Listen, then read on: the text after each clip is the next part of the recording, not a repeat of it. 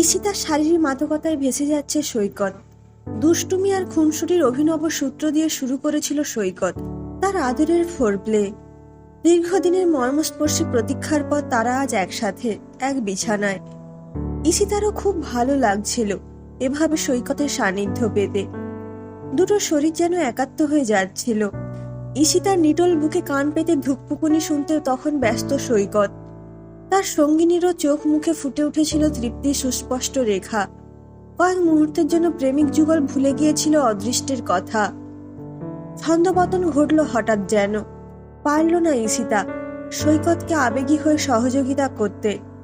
সরিয়ে নিল নিম্নাঙ্গ। সৈকত যেন অনড়, তবুও পাগলের মতো ঈশিতাকে আদর করতে করতে চোখে চোখ রাখলো সৈকত।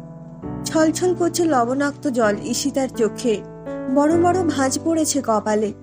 ঠেলে সরাতে চেষ্টা করলো সৈকতকে, আপ্রাণ পেরে উঠল না শারীরিক ক্ষমতায়। নিজেকে উন্মুক্ত করে শয্যা সঙ্গিনীর কোনো প্রতিক্রিয়ায় আমল দিল না সৈকত।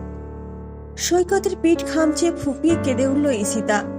হাঁপাতে হাঁপাতে বলল, কেন করছো এসব? তোমার জীবন তোমার কাছে প্রিয় না হলেও আমার কাছে আমার জীবনের চেয়েও দামি। ঈশিতাকে জাপটে আরো নিবিড় করে সৈকত মুচকি হাসিতে জবাব ছিল, আমি ঠিকই করছি। তোমার কাছে গিয়ে তোমার অভ্যন্তরে মিশবো, শেষ হব, যাতে নতুন করে তোমাকে ছাড়া আর শেষ না হতে হয়। নিজের পুরুষার্থ উজাড় করে ঈশিতাকে আপন করলো সৈকত। বিষাদের অথই জলে আকণ্ঠ আজ ঈশিতা। সে যে সৈকতকে ভীষণ ভালোবাসে। ঈশিতাকে আদর করে পরিতৃপ্ত সৈকত। দুজনকে আলাদা করার সাধ্য আজ কারণ নেই। প্রায় বছরখানেক আগে একটি অস্ত্রোপচারের সময় HIV সংক্রমিত প্লাজমা স্বমহিমায় পথ খুঁজে পেয়েছিল ঈশিতার শরীরে।